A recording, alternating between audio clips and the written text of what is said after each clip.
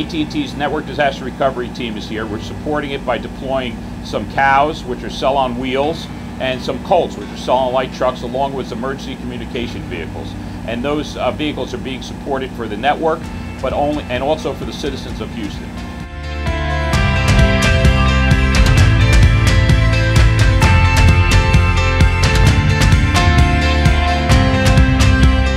We're in full force down here right now, and we have the capability to bring back the AT&T network as quickly and as safely as possible.